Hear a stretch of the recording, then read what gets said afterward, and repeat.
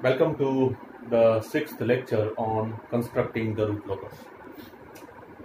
Today we are going to see one example, and we are going to sketch the root locus of one open loop transfer function completely, so that we can apply all the rules to sketch the root locus and your doubts can be clear.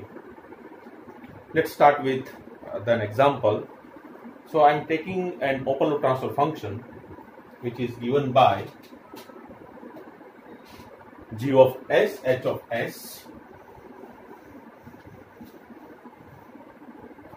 So g of s, h of s is already given to you, that is, let's say, k upon s into s plus 2.73 into s square plus 2s plus 2. So this is the open loop transfer function that we have been given, and we would wish to sketch the root locus for this. Alright, so let's start with this. So we need to find the open loop poles and open loop zeros. So open loop poles. So we have one pole at origin, one pole at minus 2.73, and there are two poles from this quadratic polynomial. So we can find pole P1. Let's say P1 is at origin, then P2 is at minus 2.73, and P3 is actually you will get by solving this quadratic polynomial s square plus 2s plus 2 is equal to 0, and minus b plus minus under root of b square minus 4ac upon 2a. With that formula you can get the two poles, and these two poles are, one is minus plus j, minus 1 plus j, and P4 is another complex conjugate pole, that is minus 1 minus j. So there are two number of poles, it means that n is equal to 4. Now there are no zeros here, so zeros nil, therefore n is equal to 0. This is the first and foremost thing that you need to do. Now you can map these poles and zeros inside the S-plane like this. To create an S-plane, one pole is at origin, then let's say this is plus minus 1 plus j, this is minus 1 minus j, and there is one another pole which is given at minus 2.73. So you map it, and there are no zeros, so no need to map the zeros. This is the first step that we need to do.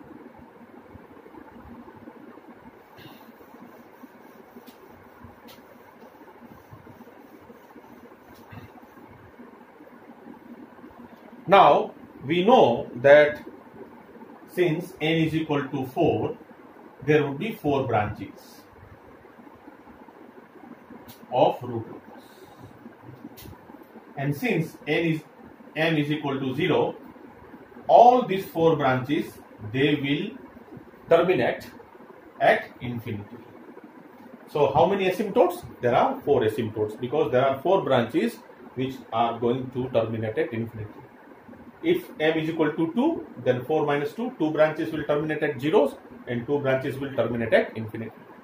But since m is equal to 0, all the 4 branches which have been started from the open loop poles, 4 open loop poles, they will terminate at infinity, and they will go along the direction of asymptotes. So there are 4 asymptotes. So we need to find the angle of asymptotes and the centroid. And centroid is a point where it crosses, where the asymptote crosses the real axis. So angle of asymptotes,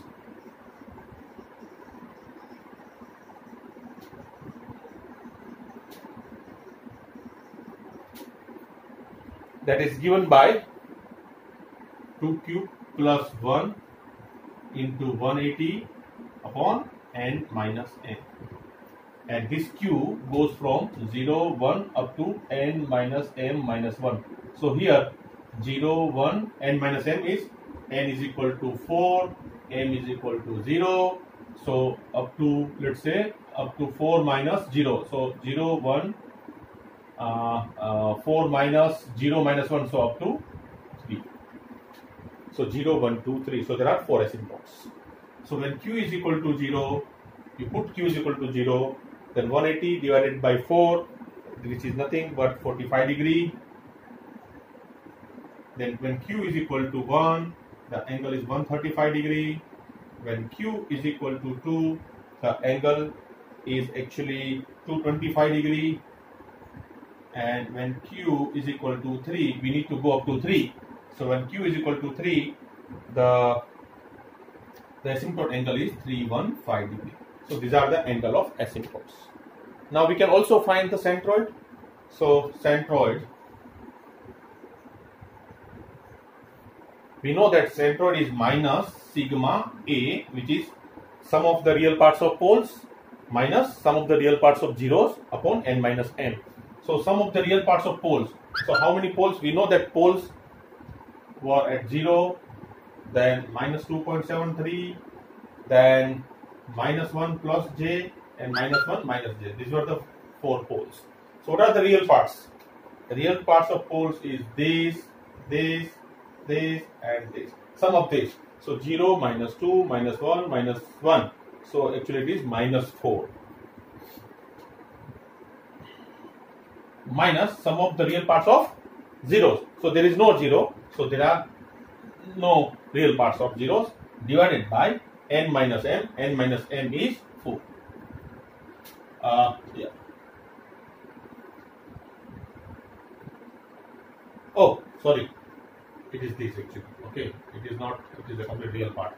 So it is not minus 4, but you can say minus 4.73. Okay. Divided by 4. So this is equal to minus 4.73 divided by 4, which is equal to, you will get minus 1.183. So this is the centroid. So you don't need to multiply this also, okay? Because minus sigma a itself is a centroid, okay? So minus sigma a is given by minus 1.183. So we have compute the angle of asymptotes and the centroid. Let's move further now.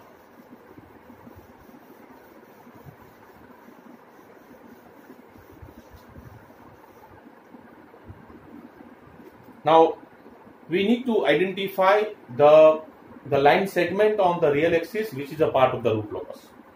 So we apply the next rule. So if you look into the S-plane, then one pole is at origin, there is one pole at minus 1, so this is 1j, this is minus 1j, this is 1, this is 2, and there is another pole, it is minus 2.73. So there is another pole. So there are 4 poles. This 1, 2, 3, and 4 poles. So I need to find the line segment which is the part of the root locus. So I will start with this. Whether this point lies on the root locus. To the right hand side, there is no pole, there is no 0. Sum of their real poles and zeros is even number. So this is not a part of root locus. Neither this, neither this, neither this. What about this point? Yes, to the right hand side, there is one open loop pole. There is actually one real open loop pole. So one is odd number. So this point will lie on the root locus. This point will also lie on the root locus. This point will also lie on the root locus. So entire this point, entire this line segment, this is the part of the root locus. What about this? To the right hand side of this point, 1, 2. 2 is even number. So this is not a part of the root locus. It means that the root locus will start from this pole, from this pole, from this pole, and from this pole. And this is also a root locus. So this entire is a root locus. Is a line segment which is a part of it. Now the root locus starts from open loop pole. It means that root locus will start from this pole, and this is also a root locus. Means I can give arrow like this. That root locus will move towards the right hand side. Now here from this pole the root locus is going to start. So it means that I can give arrow like this.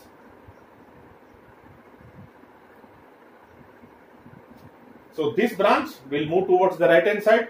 This branch from this pole will move towards the left hand side. They will meet somewhere in between. I don't know. Not necessarily to be exactly in between, but it will meet somewhere.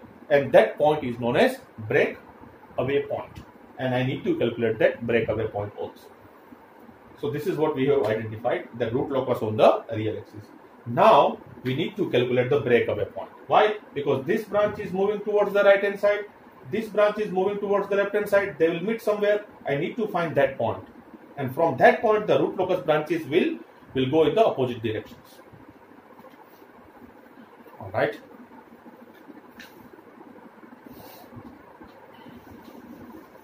So I need to find the breakaway point.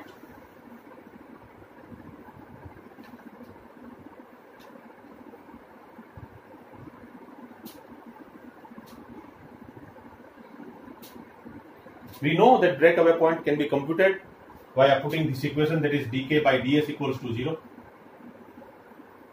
So I need to have characteristic equation first. 1 plus g of s h of s equals to 0. So 1 plus k s into s plus 2.73 into s square plus 2s plus 2 is equal to 0.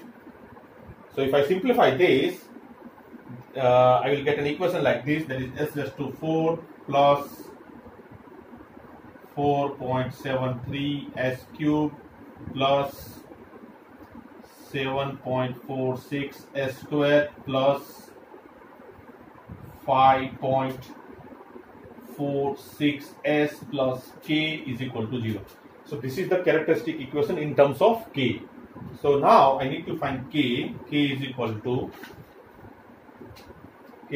minus of s raised to 4 plus 4.73 s cube plus 7.46 s square plus 5.46 s.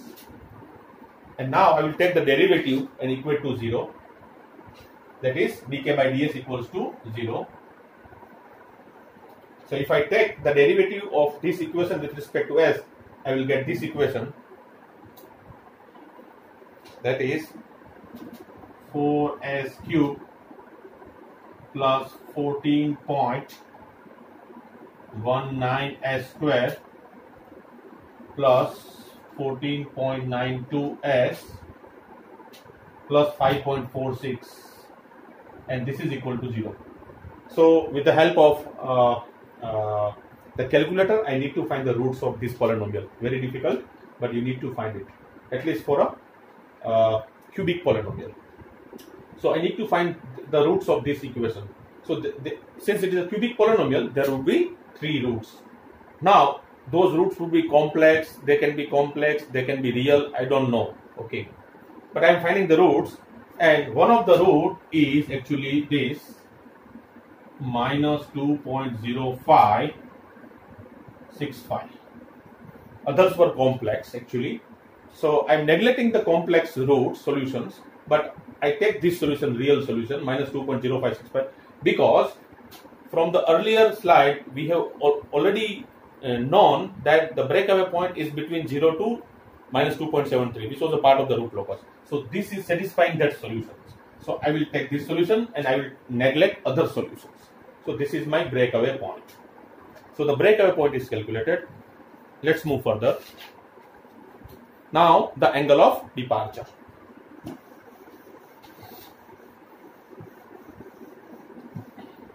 Now we know that there are 2 complex poles, open loop poles, from where the root locus is actually starting. Hence I need to find the angle of departure for that 2 complex poles. Okay. So angle of departure is given by 2 plus minus 2q plus 1 into 180 plus phi, and phi is the net angle contribution to that particular pole from all rest open loop poles. And so for that, let me take this. So there was one pole here, there was one pole here, there was one pole here, and there is one pole here. There is no 0. I need to find the angle of departure for this pole. So I need to find the angle contribution. So let's say this is phi 1.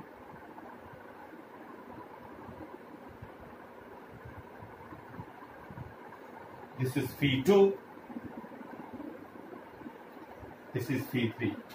And since these are the poles, and the angle contribution from pole is always negative. So if I want to calculate phi is the angle contribution from poles. So it is minus phi 1, minus phi 2, minus phi 3. There is no 0. So I don't need to consider the angle contribution from 0. But these are the angle contribution from pole. Why it is negative? Because the angle contribution from poles is always negative. Angle contribution from zeros is always positive. So this. So now I need to calculate phi 1, phi 2, phi 3. We know that phi 2 is exactly 90 degree. Let me calculate phi 1. So how I can calculate phi 1? Phi 1 is actually, let's say these two sides are same. This and this, these two angles are same. So this is exactly 45 degree. So this would be 135 degree. This is 90 degree already calculated, and this is nothing but you can use the trigonometric relationship here. That is tan phi 3 is this line, which is 1 because this is 1j. So 1 divided by this is 2.73 distance. So minus 1, so it is 1.73. So phi 3 is nothing but tan inverse of 1 by 1.73. So roughly this is equal to 30 degree. Okay, so this is 30 degree. So now the angle contribution phi is minus phi 1, so minus 135, minus phi 2, so minus 90 degree, minus phi 3, so minus 30 degree. So this phi is actually minus 255 degree. So phi is calculated. I can replace this phi here to get the angle of departure.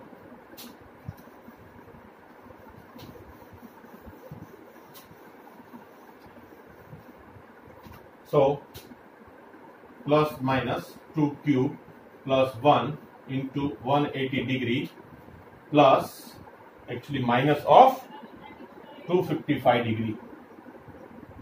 So I will take plus only here. So I will take q is equal to 0. So q is equal to 0. So 0 plus 1 1. So it is plus 180 degree minus 255 degree. So this is minus 75 degree. This is the angle of departure for this pole. And for this pole, the angle of departure would be the opposite of that, that is 75 degree. So for this, it is minus 75 degree angle of departure, and for this angle of departure is plus 75 degree. This is how we have calculated the angle of departure for complex poles. I don't need to calculate the angle of departure for real poles or angle of arrival for real zeros because they are lying on the real axis.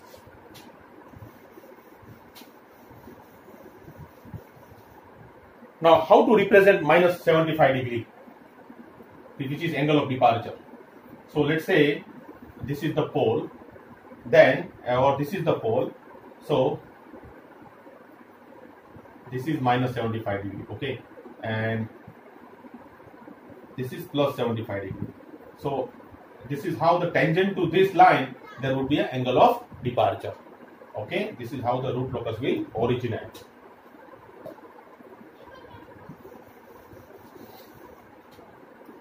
Now I need to find the root locus crossing the imaginary axis.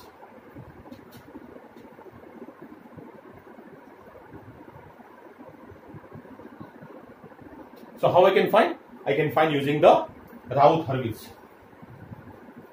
So for that I need to have a characteristic equation, and the characteristic equation is nothing but 1 plus g of s h of s equals to 0, and I need to have a characteristic equation. So I am writing the characteristic equation 1 plus g of s h of s equals to 0 on the top. So this is s raised to 4 plus 4.73 s cube plus 7.46 s square plus 5.46 s plus k, which is equal to 0. This is the characteristic equation. And I will prepare the round table now as 4. So I will take alternative coefficients. So 1, 7.46 and K. S raised to 3, I will take 4.73, I will take another alternative coefficient, and 5.46. Rest I can put it 0. S raised to 2, so this into this divided by this into minus this into this divided by this term. So this is 6.305, and then this into this minus this into this divided by this, so it is nothing but K. Then this is G. S raised to 1. S raised to 1, I can calculate this into this minus this into this divided by this. So this comes to be 34.428 minus 4.73 K divided by 6.305, and this comes to be 0, this comes to be 0. Then comes S raised to 0, the last row. This is key.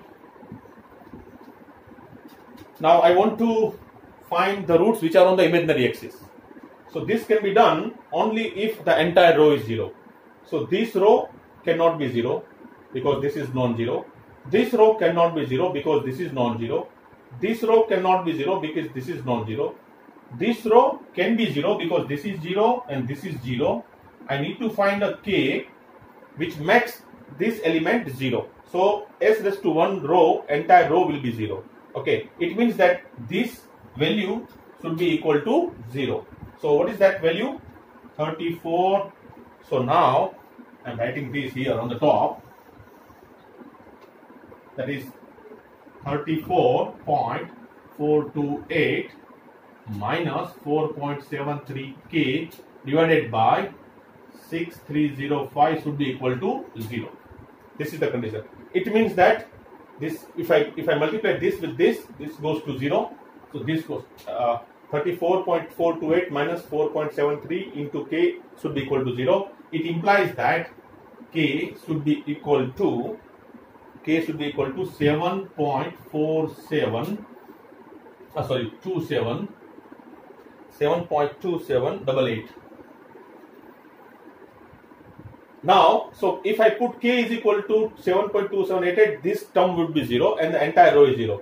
And the row above the entire row, which is 0, it is, and I can form a polynomial which is known as auxiliary polynomial.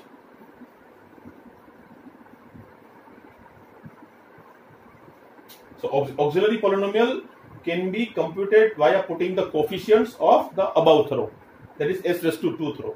So I can create, since this is S square, so this polynomial is 6.305 S square plus K, since it is alternative coefficients. Okay, it is not S, it is S raised to 0. Okay, this is the auxiliary polynomial. And the solution of the auxiliary polynomial are the roots which are lying on the imaginary axis. So if I solve this, that is 6.305 S square plus K is equal to 0, and I can replace this value of K. So 6.305 S square plus K is 7.2788 is equal to 0, and which implies that S square is equal to minus 7.2788 divided by 6.305.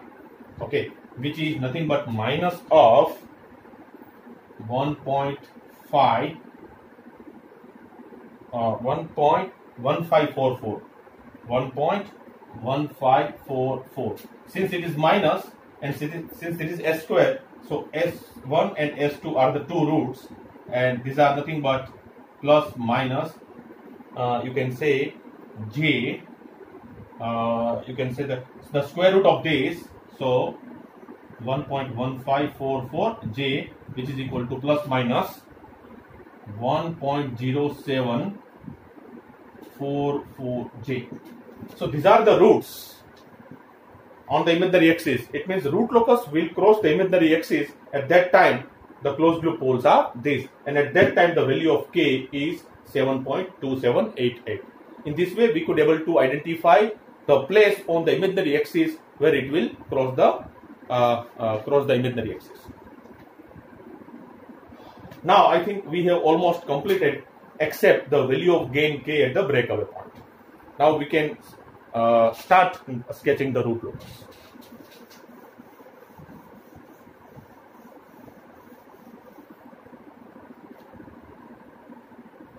Alright, so I will start sketching the root locus.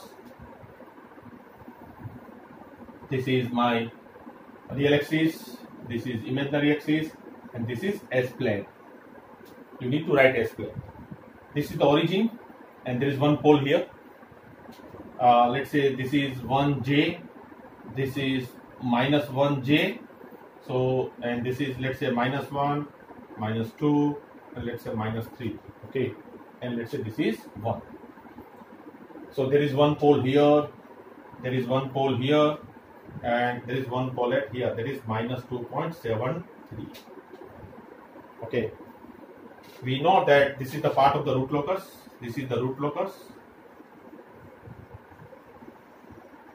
This is the root locus. I can give the arrow like this. I can give the arrow like this. The root locus branch will start from this. So there is the angle of departure plus 75. So this is minus 75 degree, and